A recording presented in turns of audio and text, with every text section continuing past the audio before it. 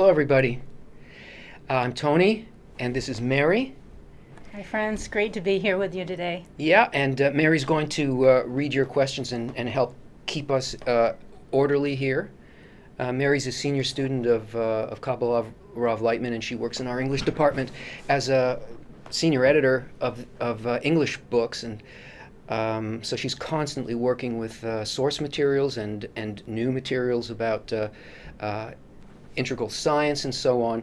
And those books are always adapting us to the current situation of our lives. Well, you're in a kind of an interactive course, sort of self-study, sort of interactive. And the thing about that is that I guess I'm talking to you. I talked to you a long time ago when I looked into the camera and spoke about those things. And anytime you go back to it, you're going to see me say exactly the same thing. And it's like, that's good. Maybe you're getting something out of it. Maybe you get something out of it even the second time. But what you're not getting is this. You're not getting the live interaction, the place where real life exists and where you can give context to what you're learning. Of course, you have the forum, obviously, in KABU, where you can ask questions of other instructors and other senior students. It's a good thing. But here, I get a chance to feel what you know, what you need, what you feel but can't quite bring into focus. And that's what this is for, so that we can do this with each other. Actually, everything that you need helps me understand what the answer to your question is. Your question to me is probably what evokes the answer. I often don't know. I often don't know until you need something, and because everything is built around the need, the relationship between us. This is what Kabbalah is really about. It's about the living, active part of our existence and the greater existence, and where that real mind and heart exists. It doesn't exist, truly, it doesn't exist within you as an individual. It exists in the system. And when we start working, well, with what we know, but beyond what we know, and we start to see, well, where does all this take place? How is the greater scope of reality hidden from us? It's all in this interaction, and in a specific way of doing the interaction, a way of relating to people, to learning. The methodology itself brings us into touch in a very simple and human way, actually, with something that's higher than us, opposite to us. All of these ideas that we have about what would be beyond the limitations of what we see. And you've come to learn because there's already a need like that in your heart. So let's do it. Let's start using the real relationship, energy, intention, and need between us to reveal a greater reality. And let's include all of the other people who are here as well. If you are here, don't just leave your name up there, unless you're doing something that nobody should see, process of robbing a bank, that kind of thing. But if you're not, then turn the camera on, because we need to see you, to feel you. What's on your face is what's in your heart, and we want to be able to see it. Can we go to the gallery view so we can see all the people? There we go. See how many cameras aren't on? Friends, turn your cameras on. We need it. And the other friends need it too. They're depending on you to be here fully, to show your heart. How many people are with us? How many pages are there? Thank you for turning your camera on. 2.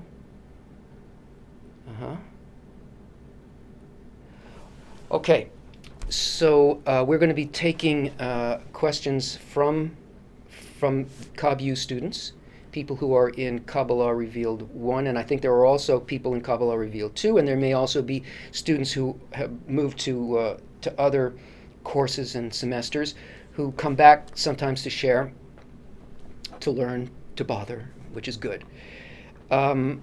And also we have questions from YouTube and Facebook that we will be addressing. Anybody who has a question about Kabbalah, you don't have to have learned about it. If you're simply curious about it, glad to answer that too. This is about answering questions about the meaning of life, the law of nature, and how a person can live it, become it, and reveal a greater reality. So let's take a look at the clip, and then we'll start with the questions. We'll be back.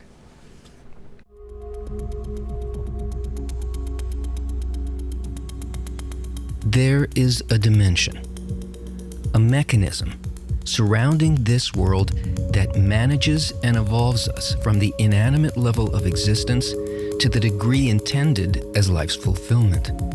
And when we become capable of directly, internally sensing what nature's goal is, it becomes felt in us as our own purpose and the source of our happiness.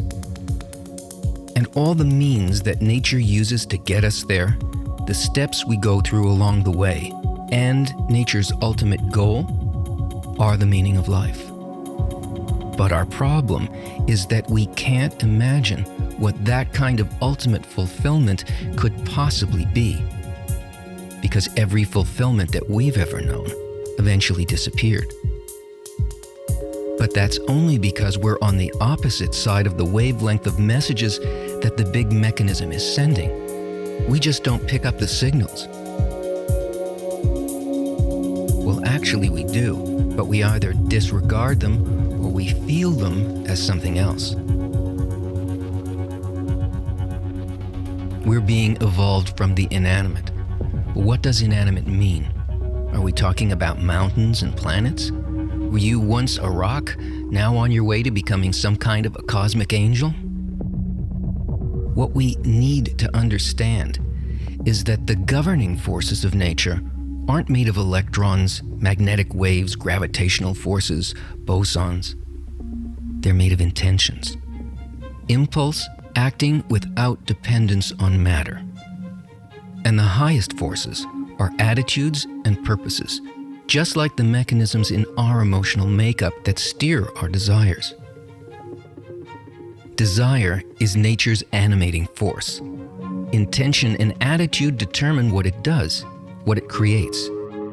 The outcome of what we experience as life with all of its inner and outer qualities. The needs we feel are all implanted in us by nature, but the thing that's being evolved in us is our ability to steer them in the same way that nature does, towards its same goal.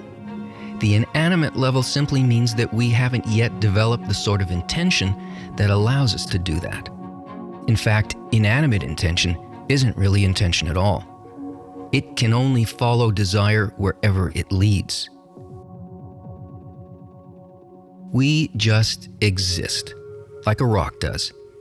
We change only when massive forces of nature impact us, with difficult personal problems, illness, a hurricane, a sense of pointlessness in life, an earthquake. But our own intention is not to change, just to become comfortably hardened in the exact form of intention that we're in now. And that is like riding on a train facing backwards. We need to get ahead of this process to see where life actually leads.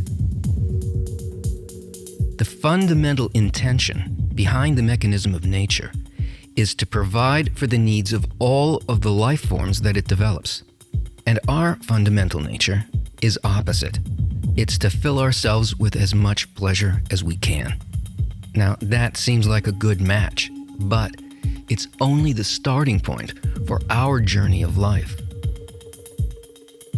Because the balance between those two opposite intentions can either conceal or reveal meaning. The great gift of this concealment is that it provides us not just the desire, the need to know the purpose, but in fact, it is the means to uncover it. So how do we use these two opposite intentions to unwrap the mystery? What do we need to sense in us? And why does it make such a profound difference in our perception?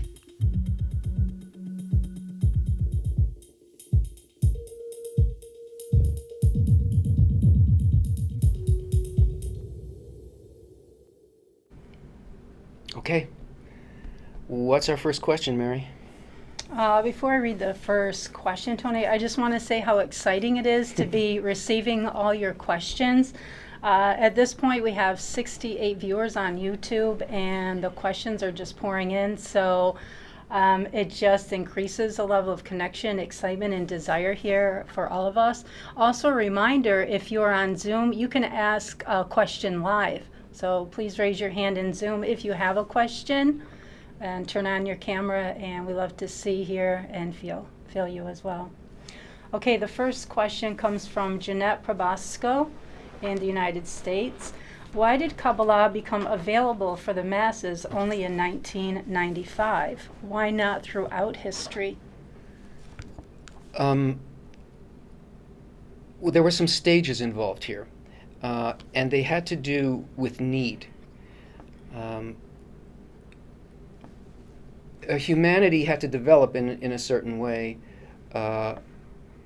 from its sort of creation point, which is not, I don't mean from its physiological creation point, but from the point at which the first humans connected with the upper force. That person, that teacher who made that initial contact, his name was Adam HaRishon. Adam meaning similar to the upper force. But egoism was not very developed within humans at that point, 5,000 years ago. People were subtler. They weren't as coarse in their needs and in their raw egoism as they became. That because the egoistic force is a necessary force for creating the right size of desire, and then finally the right kind of desire. Desire is the motivating force for everything. So while few people had that experience of understanding how nature was working with us, and the right type of egoism, it was more hidden to the general populace. Then there was a high level of development that happened in Babylon, and the ego made an enormous leap, and that's the point at which the group formed around Abraham. This nation being a single desire. A nation means desire. So there was, because of what happened in Babylon, the Tower of Babel story, we couldn't connect with each other at all. Civilization started separating because of this egoism. And this group of people who listened to what Abraham was teaching, which was that there is this egoism erupting, but there is a methodology for functioning above the egoism, and despite the hatred and the separation, this sort of movement away from what we actually are, which is a single soul, a single being, it is possible, when that appears, to use the force of bestowal, an elevated nature above that loves despite the separation. That group was called Israel, meaning direct to the Creator, a desire directly for the Creator.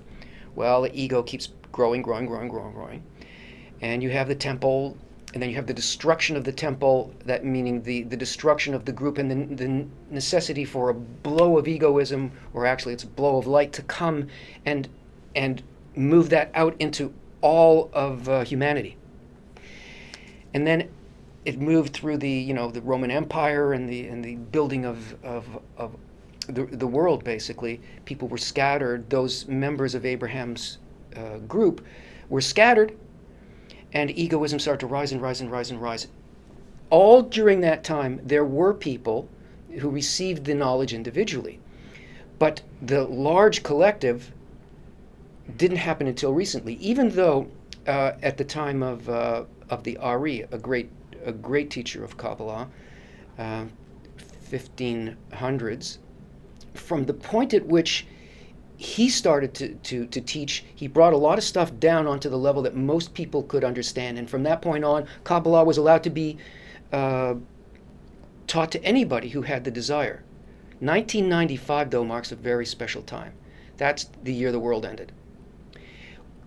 The growth of egoism reached the end. Like, our world is built out of ego. So the expansion of ego became useless at that point. It had been developing us, but it became useless, and we all felt, boom, we're in limbo. We're like this zone that is neither what it was nor what we're going to be, because we don't understand we can't imagine what we're going to be. From 1995 on, it could be taught to everybody all over the world, because the need was a general need across all of humanity. Take a look what's happening in Europe. Look at what's happening in America. It's everywhere. People are looking for the answer in the purpose of life. And that's why it could be taught to everybody, because that's what it deals with. Okay, thank you for your question, Jeanette. The next question comes from Dennis Humphrey on YouTube. Now we're at 79 viewers. That's amazing. Dennis' question is, why are you using nature as if it is somehow the creator? Why not use Hashem in place of nature or God? Because Elohim has the same gematria value as Hateva, meaning that what we are dealing with is not, Hashem just means the name. It doesn't mean anything. Creator also means nothing to us, because in that we just have like fairy tale ideas or very personal, imaginative ideas about what that is. Experientially, though, we are all at a stage now where we can feel the integral quality of nature. The fact that the love of the Creator works through nature in a way in which we can perceive it. It takes care of all of its parts all at once. And we are part of a greater reality, which is a reality of love. And and the central law of nature is the central great law of the Bible, Torah. Love your friend as yourself. That means to identify with every other as yourself. It is yourself, because your soul is not in you. You have no soul. We have no soul within us. The soul is all of our abandoned parts that exist outside of us, and that's what we are trying to reconnect that. And that whole picture, guided by an intention of love, that is exemplified to us through nature. We can perceive it that way. That is the Creator. That intention is the Creator, the intention to bestow. Hashem, as a matter of fact, means an attainment by people. You can only name what you actually experience. You have to rise to a certain level. Hashem replaces, it's like fill in the blanks. Once you attain something, Hashem, the name, will mean something to you. Right now, it's meaningless. Kabbalah is the Torah, and it is the means of filling in this Hashem with the actual sensation of cleaving to the Creator. Okay, Christopher Padilla, thank you for your question. What is Kabbalah's view on the consumption of other animals and their flesh, especially the factory farmed animals and the beings that cannot defend themselves? Well, primarily it's better you eat them than they eat you.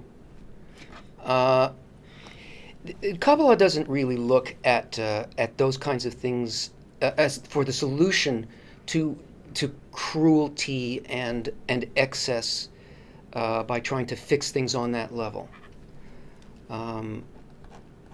Those things, they exist because we are producing more than what we need, and in a way that is not like, it's not done like nature does it.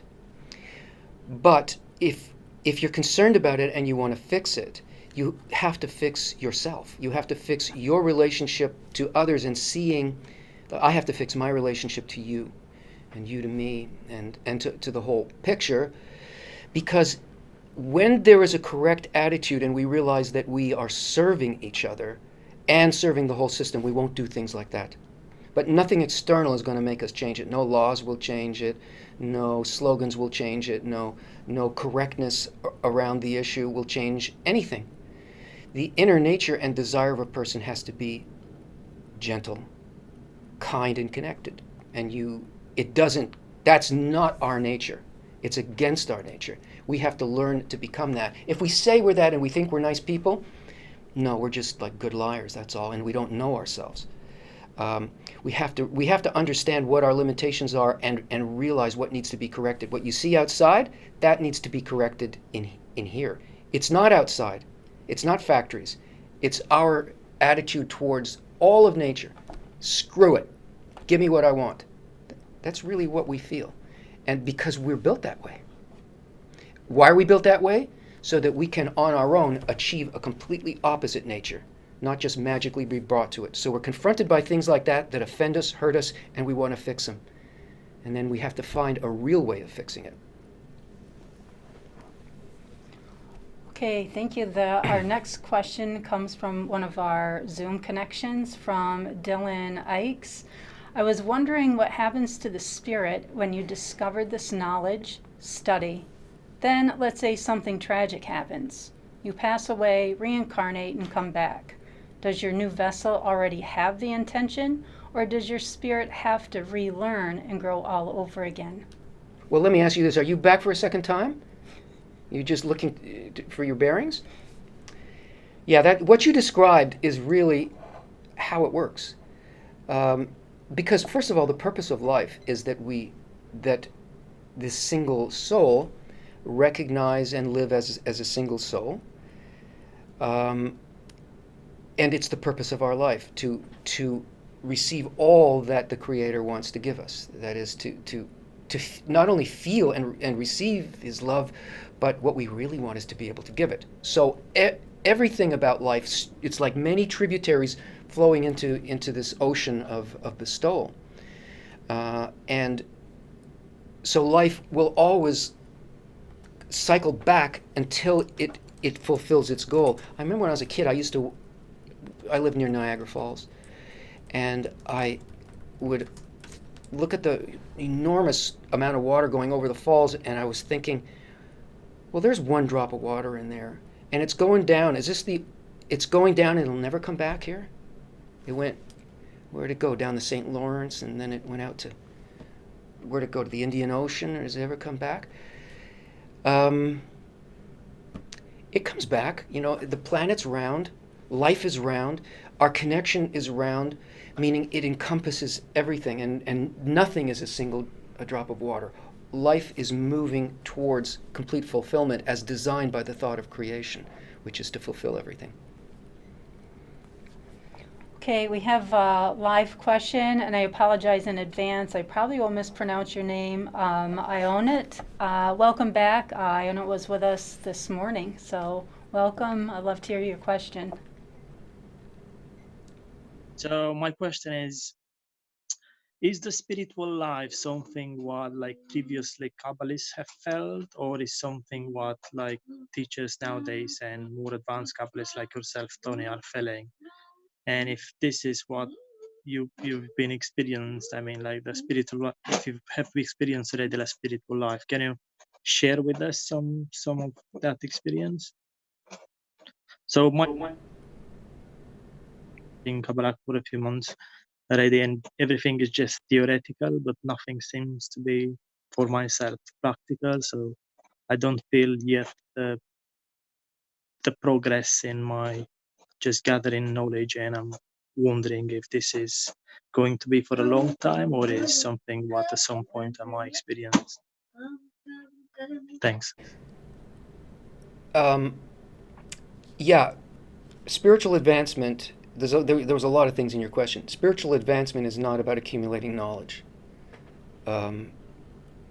We do need a certain amount of knowledge, Some people react to this knowledge in different ways. Some people's minds are blown by it. I mean, things become very ordered. They start to see patterns, understand why things happen to them in a certain way. They feel like a great vista is opening. Some people not. It depends on the type of soul that we are as to how we respond to that information. Basically, the information is there to unlearn the basic egoistic approach to things, and to at least understand that that's what we're dealing with, and to begin to get a sense of that happening inside of us so that we can look for its opposite. The other part of your question is what happens? What happens is that a person, I'm not going to speak really personally. It's not appropriate to do that about spiritual experience, because it tends to involve my ego, and it'll involve your ego, and everybody sees differently. But in principle, and experiences differently. In principle, one begins to see the entire system as part of them, and them as part of it. The walls between self and other become transparent, and what that means is that care grows. We feel deeply connected, and we feel what the other needs. It's what we like to think of as love, but it's better than love. It's like being, I like you, I love you, I'll hang out with you, but it's like being mother and father to everything. And one does not, eventually one's not working with their intellect, you're not working with your reason and with the information, but rather because of the connection, something appears between the connection that you have between you and another person. The Creator is between. The Creator is that connective force. It is the law of nature. And when we have these correct intentions towards each other, that's the temple. That's the place where the Creator lives. It's not in a building, it's the connective force. So the mind also actually exists there in the connection between people. Eventually you will, Kabbalah is not just like this introduction that you're learning. It has different courses and semesters, and they are there to bring you more and more and more into the practical sensation level. It takes, all in all, in preparation. If you go through, you can get a lot from any course, and it should change things for you. But the preparation's about 6 months, maybe a little more than that, to get involved enough on multiple levels, and to also be really relating with other people. Because in the courses yet to come, you actually work with other people in a Kabbalistic group, especially at this sort of graduate level. And everything becomes more and more and more practical, meaning that it is all about sensation. It's about reaction, resistance, rising above resistance, and revealing the light. That's a general picture, and before the sensation is there, there's very little for me to describe to you. It wouldn't mean much. Good question, though. And thank you again for joining us a second time. It's great to see you. Thank you. Next question also comes from YouTube connection from Cameron Watson. Shalom. Shalom, Cameron. My question is, please explain Partsufim and its relation to the work. All right, I'll try to give you a simple explanation of the general pattern here, because eventually you will be learning the technical structure of inner life, of the soul, of the worlds and so on. And the worlds exist between us and adhesion to the complete adhesion to the Creator. Everything is made of 10 sephirot. And a complete partsuf, or a complete face, has 10 sephirot in it. It really means that we have gone through a number of corrections that it takes to completely to reveal the face of the light or of the creator, so to speak, at that level. That is to know and to feel and to act and be in adhesion with the intention to bestow, at least at that level. And then a new dose of light, which we feel as resistance or darkness, comes to us, and then a completely other set of 10 Sephirot, 10 Sephirot, 10 Sephirot, until there is a complete Partsuf, a complete face. We are either dealing with the backside of the Creator or the face of the Creator. You probably know that from the story in Exodus, where the Creator says to Moses, I won't show you my face, but I'll show you my back. This is technical language for what happens in a person at different stages in their process. So the work is about revealing not the acharayim, not the back, not the force of repulsion that we feel, or the darkness that we might feel, or and thinking that we're encountering negative sensations or experiences, and to, by means of the methodology, to correct that and convert it into the face, in which we fully feel what the Creator or what the upper light wanted us to be able to achieve, transforming our ego into bestowal. That's the general picture I can give you. And when you start studying the technical stuff, it'll fall into place. It actually, all of that stuff is a description of it's a map of emotion, because emotions are not what we think they are. They're forces. They are actually the forces of creation, and the way that we experience them is in our responses and in our emotions. We need to understand them. That's what it's describing, and I'll leave it there. Okay, we have a very interesting question from Jodine.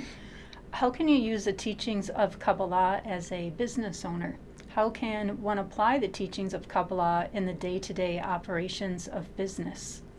You can't. Until you reach attainment, and after which, or I mean any level of attainment, after which everything you do will follow from the intention, the correct intention, and then will naturally build things in a way that are to the benefit of your customers and the people who work for you and with you. Before that, we should separate those two things and understand that your business is there to take care of the necessities of life for you and for the people that you're trying to support, and understand that the work of attainment is within a specialized type of environment with others who have exactly the same goal. Eventually, you will naturally take it out of the simulator of working with other people, and it will the beneficiaries of all that will be the physical world. But if you try to mix them, you're going to get, at the beginning, you're going to get very, very confused. You won't understand. You just have to make this inner correction in relation to others who share this goal, and all that stuff takes care of itself. Okay, someone has read something about the retreat. What kind of retreat is happening next weekend? This is from Aviva Darrenowski. Yeah, so the kinds of questions that you're asking about, how do you do this, and what do you mean, like, how do I bring this into my life? What's the practical aspect of it? It's very important to know, and that's why we have a retreat. The retreat is like a spiritual boot camp in which all of the KABU instructors and support staff and people teachers from Israel are also going to be there as well. It's like it's done in a camp setting, almost like a summer camp setting, and we're there for 3 days, and we learn the practical applications. We learn these things deeper and with other people. The way that I'm sort of describing to you is best to learn. And we're constantly together for 3 days. It's like a reactor, like a spiritual reactor, where you see the practical application, how sensation is built inside of you and between you and other people, and it accelerates your understanding of spirituality and grounds it into, you can feel it on your existence. And it's fun. It's like it's made up of learning, games, like we're in nature. There's music, there's others. You're sitting with other people who understand the same goal. It's amazing. You can grow up your whole life and never meet another person who has the desire that you have. And yet they are there, and fortunately through what we're doing, people are collected around Kabbalah, and now you'll see that you weren't crazy. There are other people who feel it and want it, and this is the place to learn, to take it out of the realm of ideas and into the realm of life. Can you put the slide on? So this is happening next, no, it's not that one. That preparation thing is done. It's just the thing for the retreat itself. It's happening next Friday, Saturday, and Sunday. And as soon as we get the slide, we'll put it up. And friends, put a link in the chat so that people can find it. I believe there are still places open, which means if you can arrange your transportation. It's in the Poconos, in Pennsylvania. Pennsylvania Poconos, in a beautiful camp. It's really lovely there. And so follow the link if you're interested in that kind of thing, and speed up your the grounding of these ideas into real life application. And Tony and I will both be there. It'll be very exciting to meet all of you who are going to attend the retreat. Very much looking forward to that. Yeah, we get to talk Connecting and play. live. Very exciting. Okay, we have a live question from Darren. Go ahead, Darren. Make sure that you can hear me. Yeah, we hear you, Darren. Go ahead. Okay, great. I understand that if you don't understand the language of roots and branches, then any interpretation of the Bible is apt to be incorrect. However, I'm hoping that you can shed some light here. The verse in Isaiah 14:14, I will ascend above the heights of the clouds. I will be like the Most High. I've seen this verse used as a justification or a biblical reference for attaining equivalence of form. However, when I read the entire chapter, it really appears that the character, the king of Babylon, is actually being punished for trying to attain this aim. So thus, it seems negative rather than positive. So may you please shed some light upon this apparent incongruence. The king of Babylon is your ego. The experience of striving for equivalence of form with the goals of the ego is felt as punishment. It's like, and there's no place for that equivalence to enter. Babylon is a symbol for separation. It's the shattering. It represents the shattering of the original single creature. But who other than the king of Babylon needs to ascend to pull the scattered parts together and ascend in likeness and in oppositeness to Babylon in order to go above the heights? The heights of what? The limitations of the ego, the parameters of this world, the limits of the kind of reality that's projected when things are done only for our own benefit. So it's all congruent. There are no people and places actually in the names, in the formulae, which are the words. Each formula is like, each name represents a state, and there are no places and people in language of branches. There are states of likeness or dissimilarity of form, and also description of the kinds of changes that check Google and take a closer look at that. I did that on purpose. So basically, that's it. It's really actually quite coherent. And the more you get into the sensational level of the work, meaning feeling it by working with others, that language of branches becomes clear to you. It's not something we can learn because there's no code like that. It becomes very clear once we start trying to get out of Babylon, let alone be the king. We start out like that. I am. Not only do we think we're the king of Babylon, we think we are the creator. So that's how that works. Friends, thank you. We have hundreds of questions. So again, thank you so much for sending in all these questions. It's very exciting. The next question comes from YouTube. Frédéric Fautier from France. Qu'est-ce que c'est Shekhinah? Fautier, you mean? Yeah, what is Shekhinah? Shekhinah means, well, it's very interesting. There's a lot of ways to look at it, and it's a fascinating idea. It's a fascinating way of expressing it. I think it's beautiful. It's poetic. It's incredible. The desire to receive, the will to receive, is the feminine aspect of the soul. It's the vessel, and likewise, even in the physical level, the female is the vessel and the bearer of life, the receiver and bearer of life. So everybody's male and female in this realm of forces, like Babylon and the king of Babylon and the creator. So in this framework, in the way that this is being expressed, Shekhinah represents the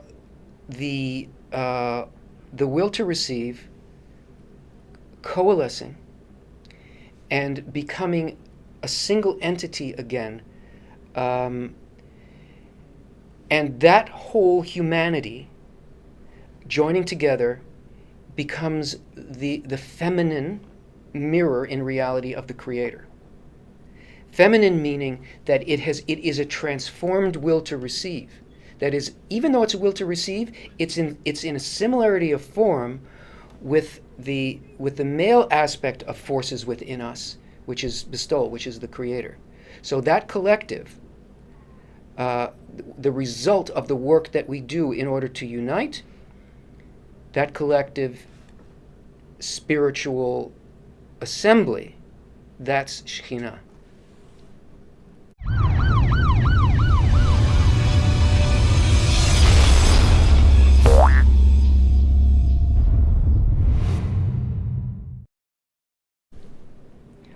Okay, so what the Blitz means is that Tony has 3 minutes to answer as many questions as possible, and as soon as the timer starts, then I'll start firing away the questions. Are you ready, Tony? Yes. And go. Oh, here we go. Where can I get a Zohar scanning schedule? We don't scan the Zohar. You can get that from some other place. Okay, from Ruby Tatra, what is the relationship, if any, between this and Wicca? None. That was easy. What happens if you love someone more than you love yourself?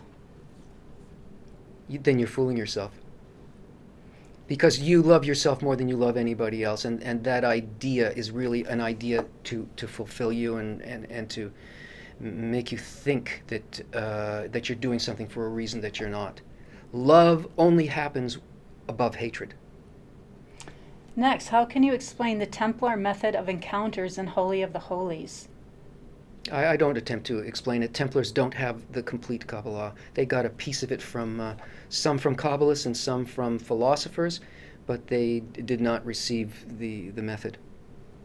Why do we lose Reshimo? We don't lose them. They appear before us as a next stage. It's something that we had already experienced on our descent, and we must pass through that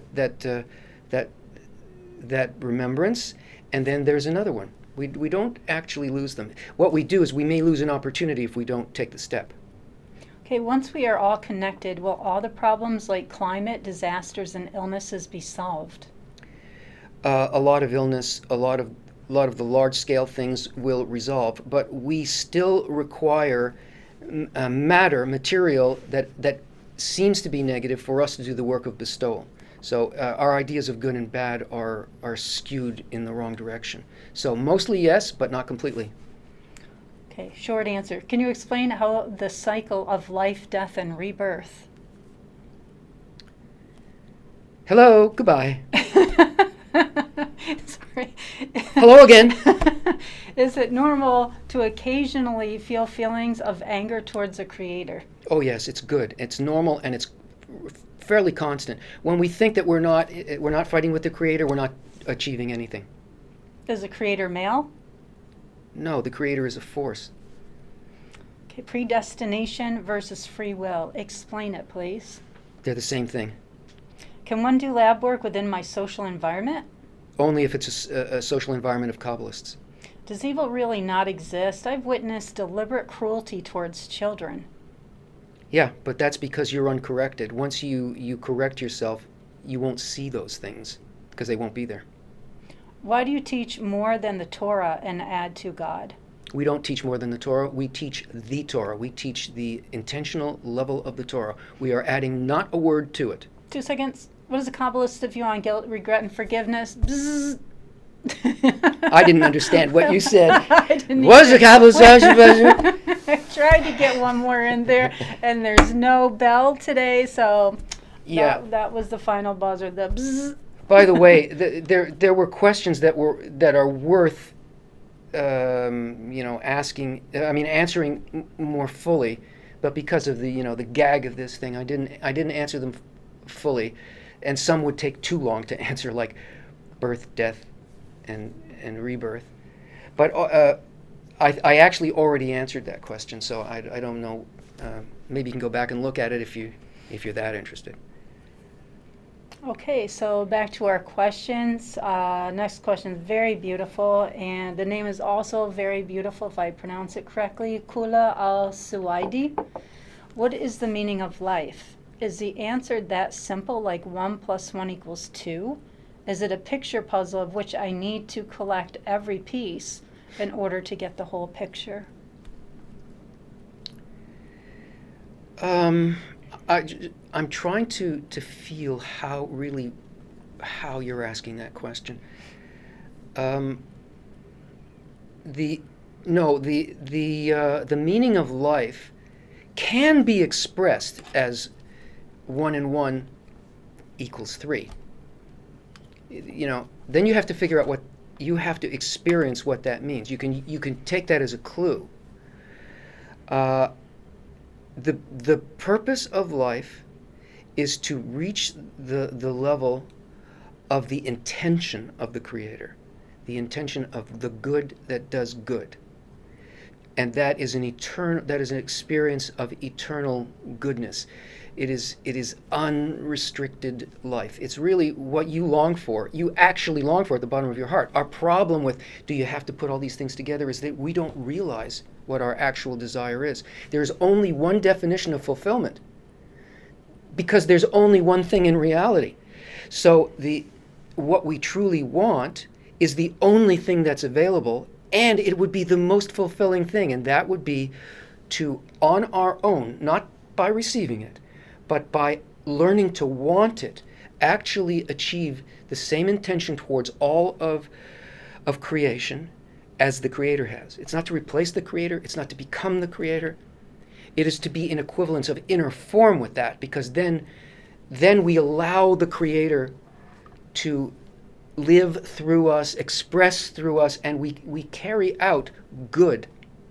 And there's no difference between free will and complete predestination when it is a conscious request on our part, when that's what we want. We don't want there to be boundaries between us and God. We want to be doing the will of God. So you can chew on that for a bit, but that is basically the meaning of your life. But all the experience that you have in your life is there in order to make it clear to you that under all the things you thought you wanted, there was this, and there's nothing better than that. Okay, thank you, Kula. Next question is from Ben, how do we go about finding a serious group of friends to study with in person? Thank you, Ben. Well, there's two answers to this. One is if you stay with KABU, you will eventually be brought to a virtual situation like that where you can work with people as much as you want. It could be a daily basis, or it could be weekly, or it could be a number of times a week. Physical is more difficult to find. There are groups in cities around the world. There are groups in America. And if you happen to live near New York or near Toronto, we just started a live campus in both of those cities. Let's take a look at that slide. And we already had our first lesson, which was really a kind of an introductory lecture. But the next live lesson in a sequence of 10 lessons, physical lessons with physical teachers, in which you work together with other people. That will be on Tuesday. Oh, and it's a free lesson. And you'll see in the chats the place to get the information for that, to let us know you're coming, or just we'll give you. You'll find the address through that link, and you can just come and find out about it, see if you want to take that course. So that's a live situation. But other than that, if you stay with the courses in KABU, we provide a virtual environment, and then you can make your choices to what you want to do. If your heart is that way, that you want to do it, then you'll do it. You'll find a way to do it. And still, there's plenty of sustenance, learning, and development, even if you find that you must be in a virtual relationship with it. And there are opportunities like congresses and retreats and so on to speed up your connection. Okay, next question comes from Christopher Padilla. Should we regret not reaching certain fulfillment or desires before we die? I don't know if you're speaking about once a person starts really grasping how Kabbalah works, you're not going to regret anything except opportunities to give. And I don't mean just physically give, but all that entails. If people who don't understand that that's the deepest desire of their heart, they regret most things, because the regret is coming from not coming in touch with or letting opportunities pass to develop the real purpose of life. However, the best approach to anything, especially if you're on the path, is that there is the present, and then something happens, and it's purposeful. It's in order to get you to learn something about where you are compared to the quality of the Creator. And then once that is past, it's past. It has nothing to do with anything. It was all for good. Don't worry about that. Go forward. Because the next reshama, or the next challenge over which we have to erect a different nature, that's coming as soon as it possibly can to you. Okay, next question is from a Facebook connection. Diana Duran Stocksdale. I am taking care of my mother with Alzheimer's for almost 4 years. All this time has been a real hard journey, but led me to learn about Kabbalah, and I am very grateful. Now, because I don't have enough resources to keep taking care of her, I have to let her go back to her country and be placed in a nursing home. I have too many mixed feelings about letting her go. How can I find peace in this process? How can I get directions to do the right thing? Well, first of all, you're in a position where nature is already making the decision for you. If on the level of necessity it's impossible, that means that there is a commandment. There's a command that it go in the direction that it's going. That's where it wants to go and needs to go. That doesn't mean you're going to feel good about it. Um, and why would you? You love your mother. You have trained yourself to love her even more deeply because of the care that you've given during this period of time, and the sacrifice and the importance that she has assumed for you. Her well-being has become for you. So you will go through the pains. You're like a mother to her. You will go through those pains, but that doesn't mean it's wrong. Look what it's doing for you. Look what is happening to your sensibilities and what you consider to be great and important. And yet it's going to happen anyway, and it must happen because it's what's best for her. It's also what's best for you, because now you'll be able to take that and you'll be able to learn how to give it to others in the world and achieve your purpose. And so will she. It's not really in your hands. And just try not to make a mistake, and you probably won't. Okay, next question. I love your question, Clarence. This is from Clarence Strait III. What is love? Yeah, straight up. What is love? Love is what bridges an impossible gap where its opposite is present. Love is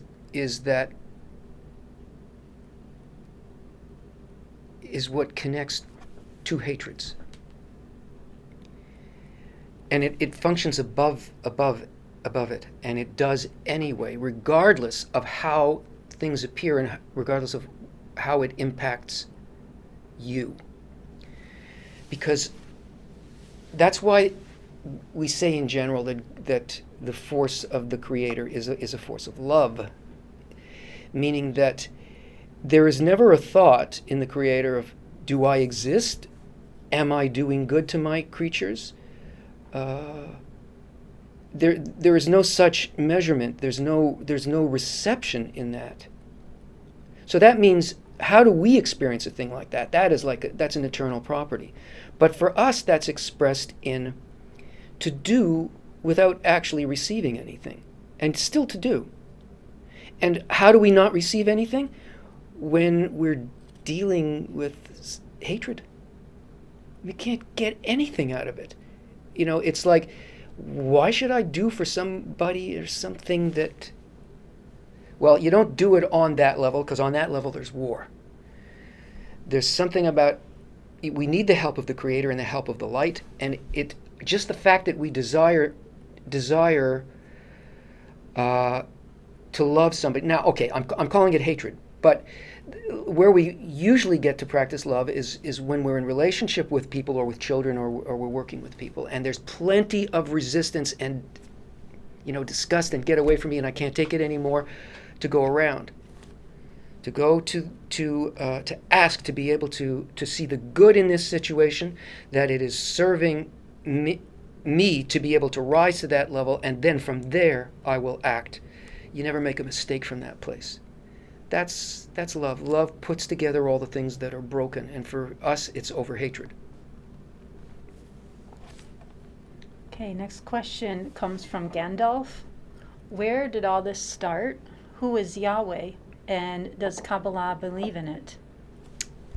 Yahweh is not a who. It is Yud, it's 4 letters. Yud, K, Vav, K. It's the 4-letter name of God. It is a process. It is the 4 phases of direct light, in which a vessel is, there's a thought of creation. The thought of creation is to give unbounded fulfillment to a creature. Immediately a creature appears, the fulfillment goes into it. That's Yud. Then it feels that it doesn't want to receive. It doesn't want to be a receiver. It wants to give. So it rejects that light. That's the K. That's the H in Yahweh. Then it realizes it can't exist like that. It must receive. It was created to receive. So it determines that somehow it will take the reception and turn it into bestowal.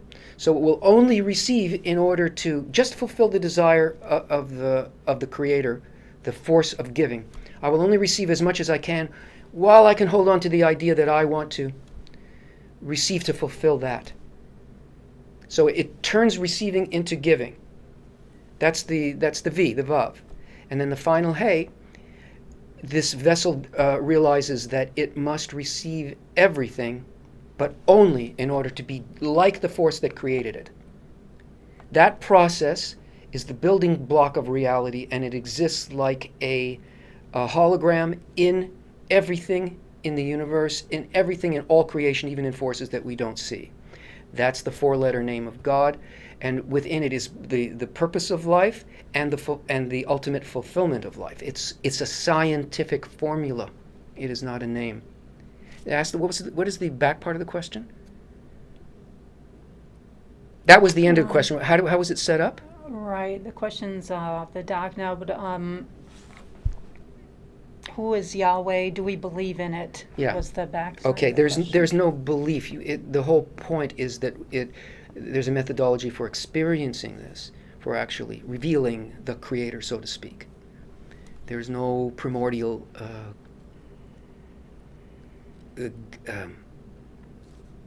entity.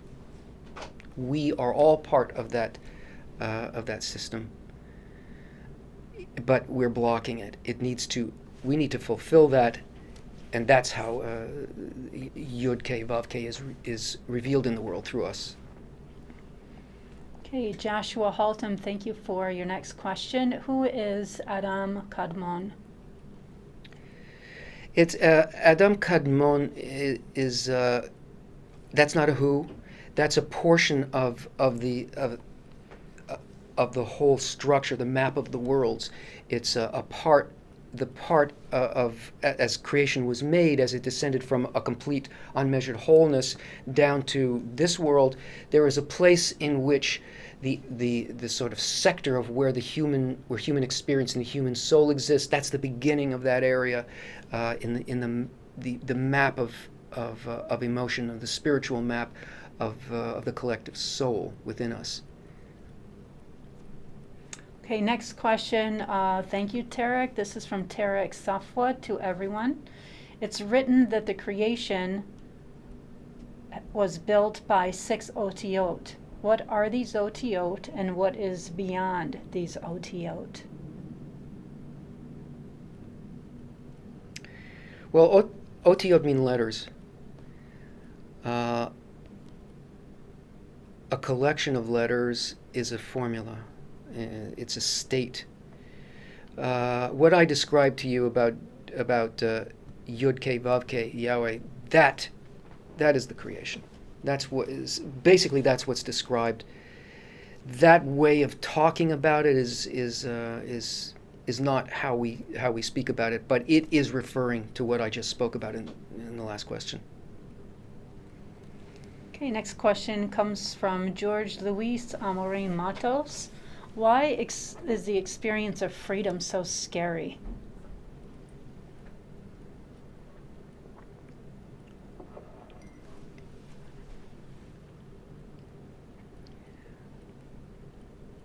Because we become responsible. We stop receiving, and it's opposite to our nature. Our nature is to want boundaries, distance, space, and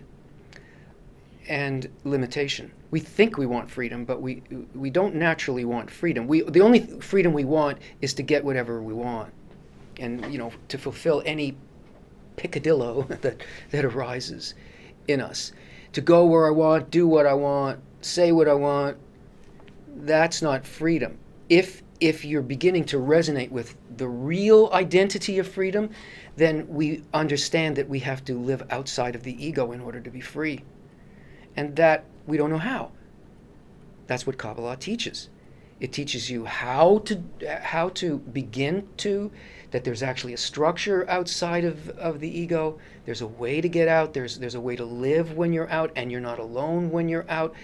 And you're not even completely out. You're just additional. There's something greater in reality. And because it's so opposite to our habits and nature, it scares us because we can't imagine it. We think death. We just can't imagine what's on the other side.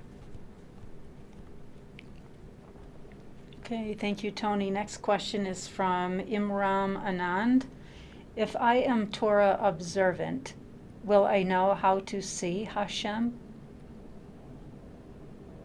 Well, if you're if you are only observing the externals of Torah, not likely.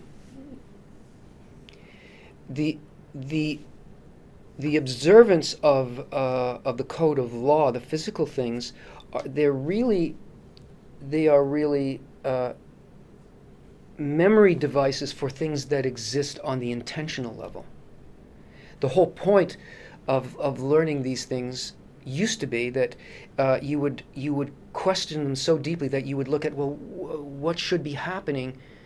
What does this represent? Is it just a bunch of things that I do with my hands and feet? Or is it speaking about a real way of being that engages my life fully? That is as much alive to me as the world is. If you are observant on the intentional level, and if you are already observant, whether you a Christian or you're Jewish or you're Muslim or any other religion, but these three are they're relatives of each other. They all come from Kabbalah. If you've already learned that and that's part of your life, there's no reason to stop any of that. But if you want to reveal the Creator, then you have to work on those things on the intentional level as well. You have to look for what they are, have to learn how to do it. That was before the religions became encased in clay, and only for hands and feet.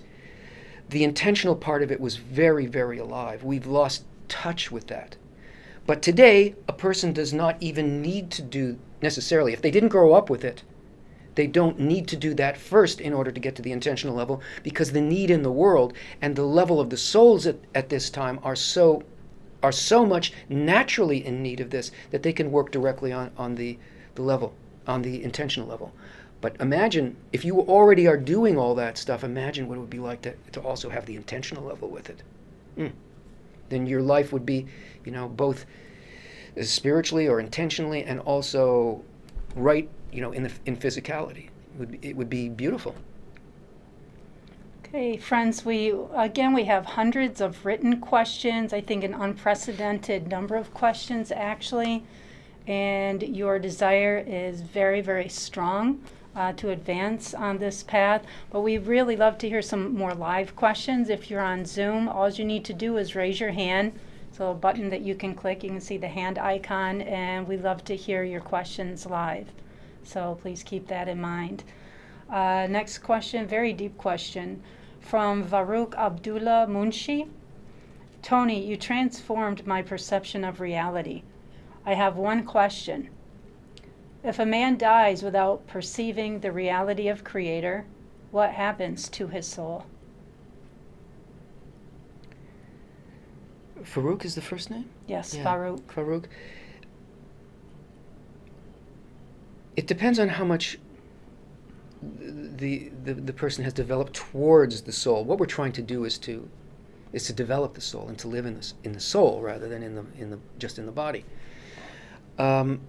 If a person is already on the road and has some sensation of it, some attainment of it, but hasn't reached a full revelation, and who can say or who can convey what a full revelation of that is anyway, then the Creator does not abandon us. Nature does not abandon us. We are brought back in onto the path. We're born again. We evolve in our life, and we again take up the spiritual path and complete it. Thing is, though, don't worry about that, because the way that it's arranged, it just seems like we go through life and death. That's because we're only willing to take so much. But the whole point of finding and revealing the ancient methodology, what Abraham taught, what's really there at the root of what we think of as spirituality for the whole world, its whole point is that you can reach it all, you can do it all in one lifetime. And you're not doing it alone. This group, you people here, and the larger group around you, the teachers and friends and whatever, instructors and friends, and the students, the million students that are studying this and dedicated to it around the world, all of their work and any advancement that's made in that connection around the world, you inherit it. So all of those forces are also yours. They're being given to you, and it's, the engine is stoking up. You can reach it. You can reach it, because we're going to reach it together, because together is life. Your life alone is not life, so that's why it looks like death. But our life together, that is life. And it exists, it's there, it's just waiting to be revealed. Physical death is no barrier to that. It's pretty much an illusion when you compare it to what life actually is. It's like there as a kindness to us, because we just can't do it anymore. But we can do it anymore, and we do it more until we achieve it, because the force that put life into motion is not going to settle for not completely fulfilling you. It's helping you. And all of the things that seem to be working against us are actually helping us reach it, creating a need in us so that we will reach it. Sonia, thank you for raising your hand. We'd love to hear your live question. Go ahead, please.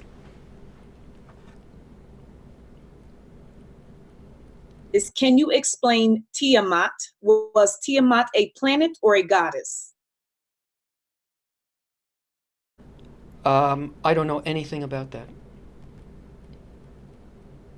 I'm sorry, I don't know anything about it. Okay, next question. We also have live from Darren. Go ahead, Darren.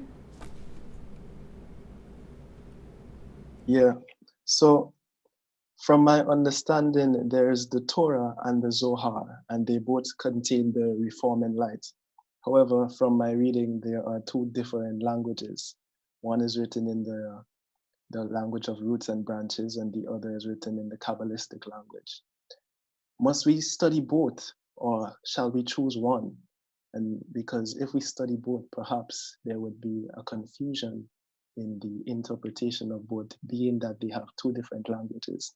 So what would be the best approach in this regard? And another part of my question is just based on what you explained a little earlier on. Can the intention of the mitzvot be achieved without actually doing the physical act?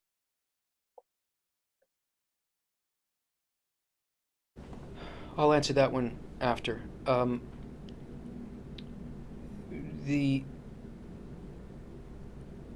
You don't try to study the Zohar on your own. The Zohar is like a living thing, and there's a special way to study it. You can't study it alone, because it reflects what we read there together, reflects the forces that are happening between us when we're reading it together. That's the study. The study is not to find any particular thing in there. It is also language of branches, but it is a connection to the absolute highest benevolent forces in the highest forces in us, in creation. And you will, in B'nai Baruch, we study it. We study it in a certain way. We study it at a certain time of day. But you need a lot of preliminary experience and work before that. Also, you will not learn anything useful from the Bible at this point. You have to learn the methodology first. The only thing you should be studying now, if you really want to attain something, is the stuff that is in the books that's in the courses, like the course book kits. They have the materials that are authentic texts. They have technical work, which describes the map of the spiritual worlds and our structure, the structure of reality.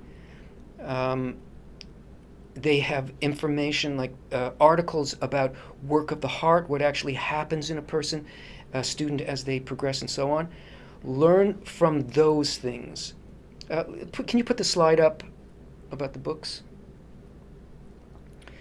For Kabbalah Revealed 1 and 2, these are the two book packages.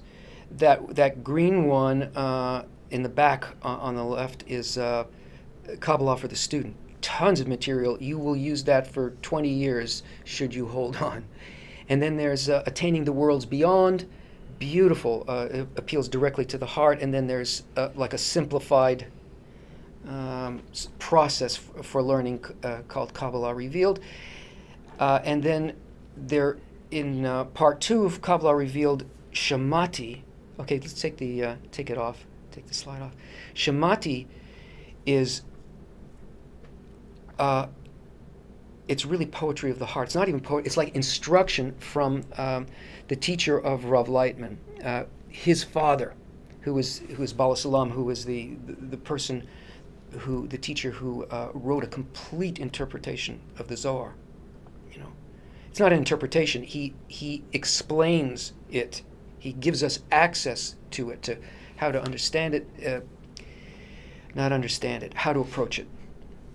So these books, if you concentrate now just on those books, you're going to get the outer and inner vocabulary, and you're a student. These are 20% off. They'll put a link in there so that you can get them from the bookstore or wherever it is. They will give you a complete scope so that you will be able to advance, understand what's being said, get a foothold on the language of branches and start sort of climbing them in your experience. Eventually you'll get to the point where you'll join Zohar classes. It's up to you. But if you start there, if you don't use the Bible is written in a way to confuse you because it seems so completely about this world. Use and it's for a language for a different generation. If you want to understand what's actually in the Bible, you need the language of Kabbalah, which is very direct. Talks about spirituality in a very direct way, what it is, how to do it, and all of that. Then go look at the Bible. But if you try to understand Kabbalah through the Bible, you won't last long.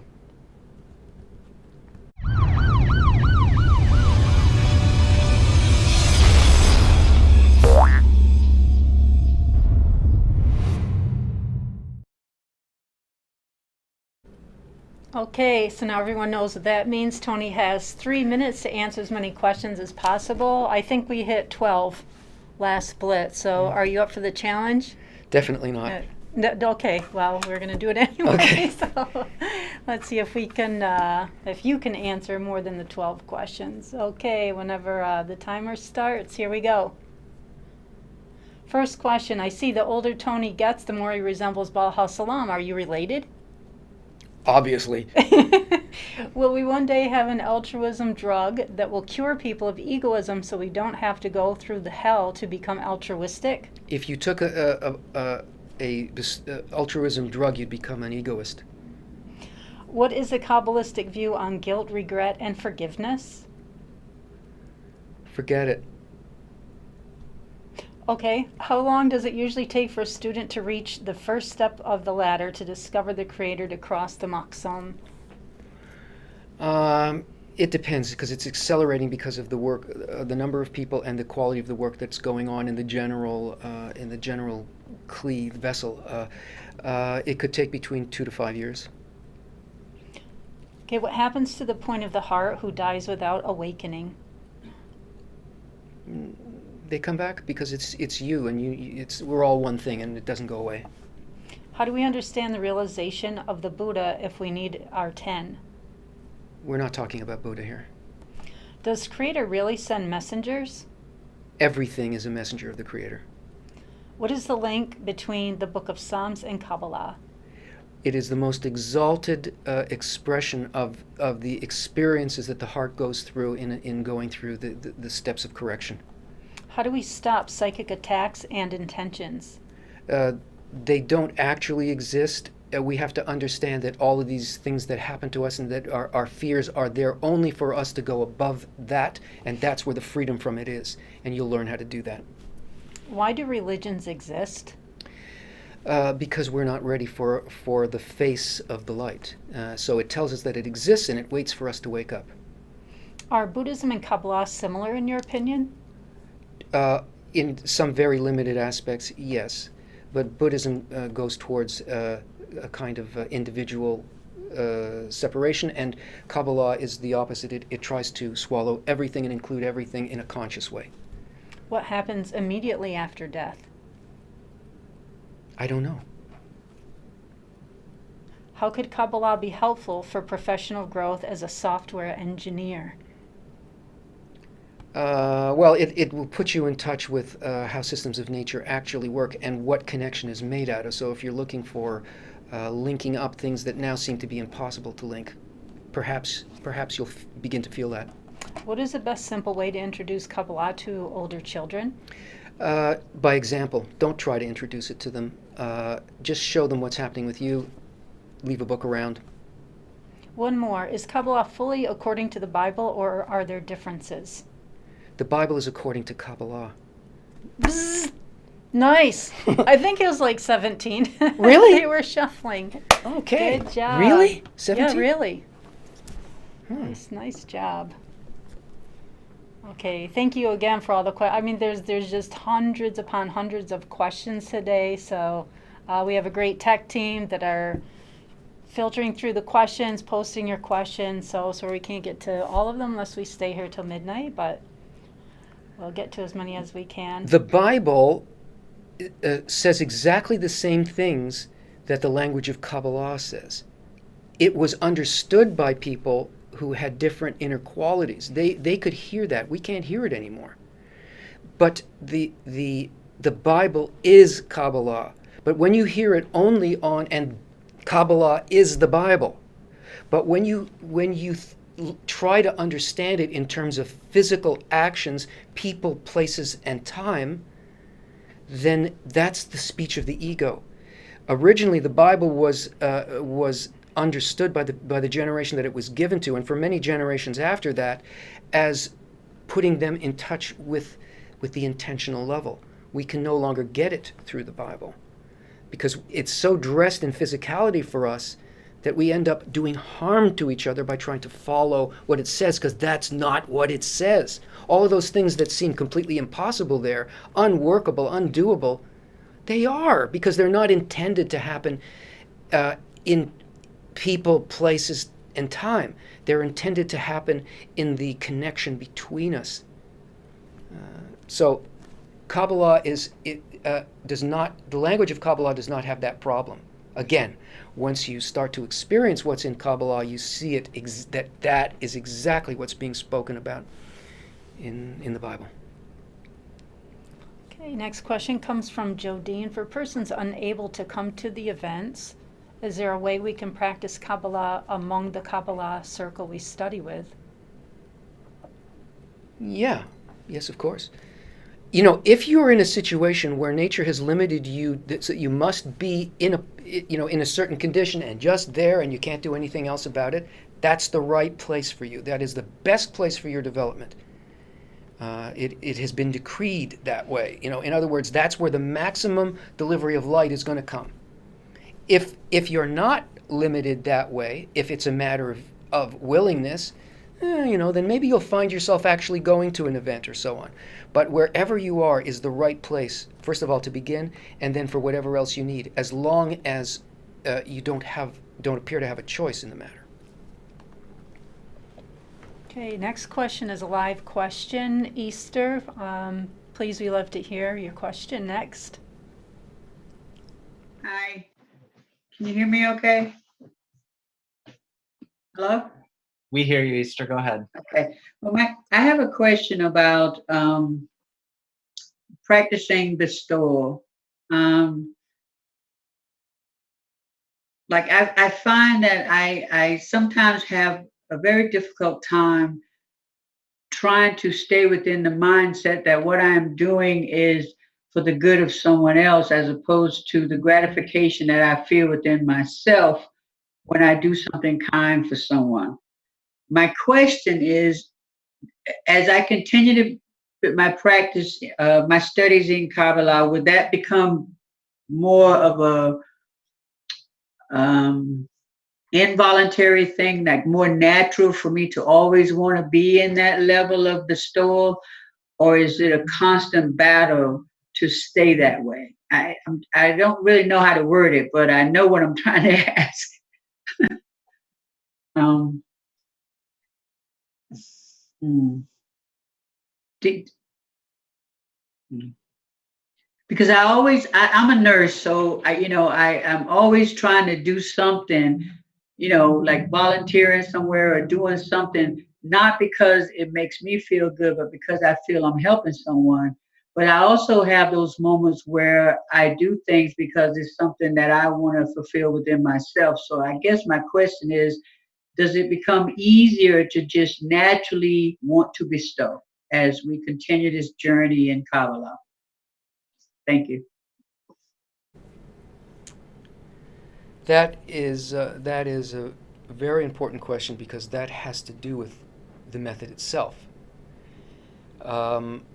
We are always going to find it difficult to do that. Remember, your nature is opposite to that. That means that you're always going to feel resistance. Well, maybe you'll be carried for a bit, and then you're going to fall off it. You're going to lose it. And that's there on purpose, because it makes you need it. It makes you need to be able to find ways that you can give for the purpose of giving, and receive whatever you receive for the purpose of giving. What Kabbalah teaches us is how to take what you think of as like a crisis of faith, a loss of recognizing that you're not actually doing it for somebody else, to take those events and not have them push us off the path. That's how people lose their spiritual way, thinking that these are absolutes. Those things that work against us are sent in order to help us. They're called help against, because we don't move unless we have a need. If you hold achieving bestowal as your highest need, and you need the reinforcement of others, you need an environment that reinforces that need. If it's there and you find yourself unable to do it, or if you see somebody else who seems to be doing it and you can't do it, it creates a need in you. These are good things. Loss of faith, falling, disappointment in yourself, being confronted by your own nature, being jealous of other people who seem to be able to do it. Those are special gifts in which it identifies the state that we're actually in, creates a need in us for the right thing, and then when we have a need, because we're only motivated by need, we start to take steps externally, internally more importantly, in order to find out what would be opposite to this. How can I actually, this is my nature, so what would the opposite of this thing be, and how can I do it? And I will, like, whatever it takes. But if I don't have a need, I won't do it, and that's why it's always slapped out of our hands, so that we can hold more. Slap out of your hand, so that your vessel becomes bigger, slapped out of your hand. That's how nature always works with us. People fall off spiritual paths because they believe, oh, it must be that, God doesn't want me, or no. When these things are happening to you and you recognize that means the light is developing you. It basically wants you, because you don't want it. It has to do something so that it helps you make these choices on your own. You'll learn more about this, because that's the essence, basically, of how you do that. That's what the method of Kabbalah is. That's what expands our reality, takes us out of it. I just want to. Oh no, maybe I don't need to do that, because we're just about done now, right? Yeah, we're done. So I want to. These were great questions. Great questions from the peanut gallery here of the students. And also amazing questions from YouTube and from Facebook. So thank you to everybody who contributed to this. Thank you, Mary, for keeping me on track, and for speaking so quickly. Yeah, when we're doing the Blitz. And this time I understood what you were saying. So thanks for joining us. Mary's got a few announcements before we leave. Okay, there are so many friends here on YouTube and Facebook that were interested in how do I study, where do I go, how can I get started. Our next semester starts October 6th. So if you're watching on YouTube or Facebook and you want to sign up for the course, you can do that. The links you'll find in the chat. And it's a pay what you wish tuition. So if you want to participate in the course tuition or simply support the spreading of the wisdom of Kabbalah, like in these broadcasts and other means, then you can just go to the Pay What You Wish page. Thank you for the banner we're looking at. And for the books, if you're in Kabbalah Revealed 1 and 2, you can get your course book packages with a 20% discount. So you want to check the links in the chat for that as well. And as Tony was mentioning at the beginning, near the beginning of the broadcast, it's still not too late to sign up for the Kabbalah retreat in the Poconos, Pennsylvania. It's going to be September, 20 through the 22nd at Poconos Springs Camp in New York. So you can get your tickets at retreat.kabbalah.info. Pennsylvania. In Pocono, Pennsylvania. Pocono's a mountain range in Pennsylvania. Really beautiful, beautiful location. And there is bus transportation, by the way, if you fly into, I believe it's Newark. Yeah. There's bus transportation, $25 each way. So don't worry about an astronomical cost for an Uber or taxi. Last announcement, there's a local authentic Kabbalah course that opened in New York City and Toronto. That's in North York, Toronto, by the way. So we're happy to announce those. In New York, it's in Manhattan. And we'll be opening the second lesson for free this coming Tuesday. So even though it already started, the second lesson is this Tuesday at 7 p.m., September 17th, and that lecture will be free. And also we're continuing to run the limited time $80 off discount on the full course. It's a 10-week course. That's a live class. The one in Toronto, that's where we are. Mary and I are in a studio in Toronto. And in this building is where that course happens. So to RSVP for the event, go to bit.ly. Make sure that's an ly and not .com. bit.ly/Kabbalah 2019. So hopefully you can come to the lecture here or in Manhattan, or we'll see you at the Kabbalah retreat in the Poconos. I'm very excited. Please come up and introduce yourselves to us, and it's just going to be great to get to know each other, on a much deeper level. Thanks, everybody. Thanks, everyone.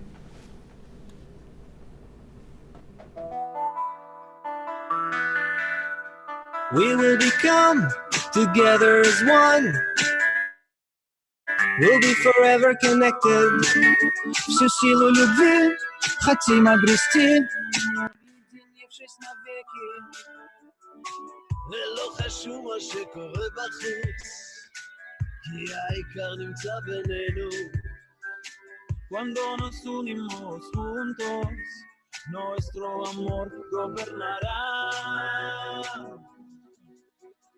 Hey, hey, rise above and feel the love inside. Hey, hey, busca любовь там придет sky. Hey, hey, de corazones unidos, la cava, worship el aquí. Hey, hey, rise above and feel the love inside. Hey, hey, busca любовь там придет sky. Hey, hey, de corazones unidos, la cava, worship el aquí. אותה משפחה, אותה הרגשה, מעל הפער שבינינו. The higher we go, reaching our goals, we will reveal that connection. Не важно, что там происходит вокруг, а важна связь между друзьями. Y aunque parezca como un malestar, nuestra actitud controlará.